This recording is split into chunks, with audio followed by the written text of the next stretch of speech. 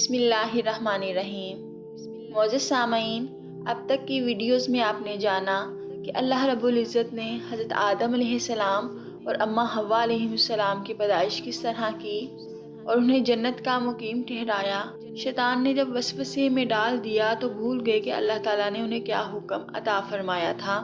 اس کے بعد اللہ رب العزت نے جو فرشتوں سے مشورہ کرتے ہوئے ارشاد فرمایا کہ فرشتوں، میں زمین پر اپنا خلیفہ بنانا چاہتا ہوں، اس بات کو پایہ تکمیل تک پہنچانے کے لیے اللہ رب العزت نے حضرت آدم علیہ السلام اور اماں حوا کو زمین کی طرف اتار دیا۔ آگے جاننے کے لیے ہمارے ساتھ رہیے گا کہ کس طرح اللہ رب العزت نے حضرت آدم علیہ السلام پہ انعامات فرمائے اور آپ میں سے ایک نبی برحق حضرت شیث علیہ السلام کو پیدا فرمایا۔ اگر آپ میرے چینل پر نئے ہیں تو میرے چینل کو سبسکرائب کر دیجئے تاکہ میری ہر نئے آنے والی ویڈیو سب سے پہلے آپ تک پہنچ سکے۔ معزز سامعین، جب حضرت آدم علیہ السلام کو اللہ رب العزت نے زمین کی طرف اتارا تو دنیا میں آ کر بہت وحشت اور گھبراہٹ ہوئی۔ جب زمین پر تشریف لائے تو حضرت آدم علیہ السلام ہندوستان کے علاقہ سراندیپ کے پہاڑ پر اترے، حضرت حوا علیہ السلام جدہ میں۔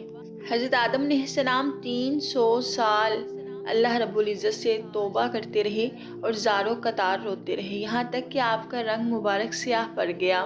پھر اللہ رب العزت جس طرح قرآن پاک میں ارشاد فرماتے ہیں فَتَلَقَّىٰ آدَمُ مِن رَبِّهِ كَلِمَاتٍ فَتَابَ عَلَيْهِ إِنَّهُ هُوَ التَّوَّابُ الرَّحِيمُ۔ پھر سیکھ لیا آدم نے اپنے رب سے کچھ کلمے تو اللہ تعالیٰ نے ان کی طرف رجوع فرمایا، بے شک وہی بہت زیادہ توبہ قبول فرمانے والا اور رحم فرمانے والا ہے۔ معزز سامعین، ایک قول کے مطابق آدم علیہ السلام نے ساق عرش پر محمد رسول اللہ صلی اللہ علیہ وآلہ وسلم لکھا ہوا دیکھا تھا تو انہوں نے اسی اسم مبارک کو اپنے لیے بذریعہ شفاعت بنایا۔ ایک قول کے مطابق حضرت آدم علیہ السلام نے عرش پر محمد الرسول اللہ لکھا دیکھا تو حضور نے اپنی شفاعت کا ذریعہ بنایا، یعنی وہ کلمات محمد الرسول اللہ صلی اللہ علیہ وآلہ وسلم ہیں۔ یہاں تفسیر عزیزی یہ الفاظ بھی منقول کرتے ہیں اسألک بحق محمد صلی اللہ علیہ وآلہ وسلم، اے اللہ میں تجھ سے حضرت محمد صلی اللہ علیہ وآلہ وسلم کے واسطے سے معافی چاہتا ہوں۔ حضرت آدم علیہ السلام نے جب ان کلمات کے ذریعے توبہ کی تو اللہ تعالیٰ نے اسی وقت آپ کی طرف رحمت کی توجہ کرتے ہوئے آپ کی توبہ قبول فرمائی۔ معزز سامعین، یہاں یہ بتاتی چلوں کہ حضرت آدم علیہ السلام کی توبہ جمعے کے دن قبول ہوئی، آپ کی پیدائش اور جنت سے باہر تشریف لانا بھی جمعے کے دن ہی تھا اور وہ دن یوم عاشوراء یعنی 10 محرم کا دن تھا۔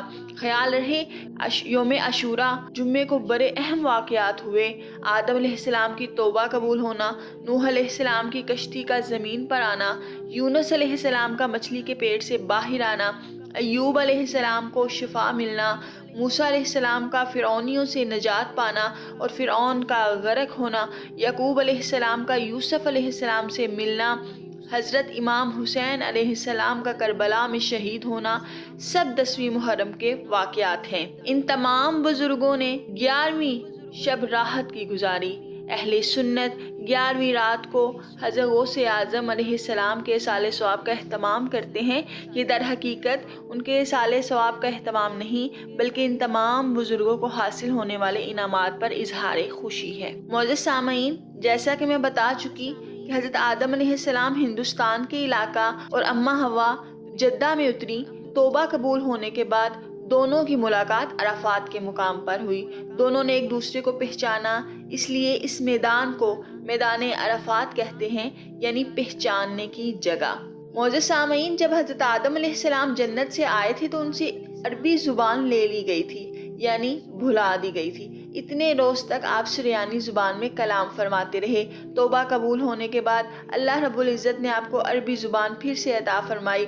حضرت جبریل علیہ السلام نے تمام عالم کے جانوروں کو آواز دی، اے جانوروں، حق تعالیٰ نے تم پر خلیفہ بھیجا ہے، اس کی اطاعت اور فرما برداری کرو۔ دریائی جانوروں نے سر اٹھا کر اطاعت ظاہر کی اور خوشی کے جانور آپ کے آس پاس جمع ہو گئے۔ پھر یوں ہوا آدم علیہ السلام ان جانوروں پر ہاتھ پھیرنے لگے، جس تک آپ کا ہاتھ پہنچ گیا وہ اہلی بن گئے، جیسے گھوڑا، اونٹ، بکری، کتا، بلی وغیرہ جن پر ہاتھ نہ پہنچا وہ جنگلی بن گئے، جیسے شیر، چیتا، ہرن وغیرہ۔ معزز سامعین، اس واقعے کے بعد آدم علیہ السلام نے اللہ رب العزت سے عرض کی کہ اے میرے اللہ، میری اولاد بہت کمزور ہے اور ابلیس کا فریب بہت سخت ہے۔ اگر تو ان کی امداد نہ کرے تو ابلیس سے کیسے بچ سکیں گے؟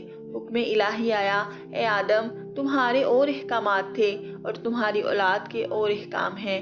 ہم ہر انسان کے ساتھ ایک فرشتہ رکھیں گے۔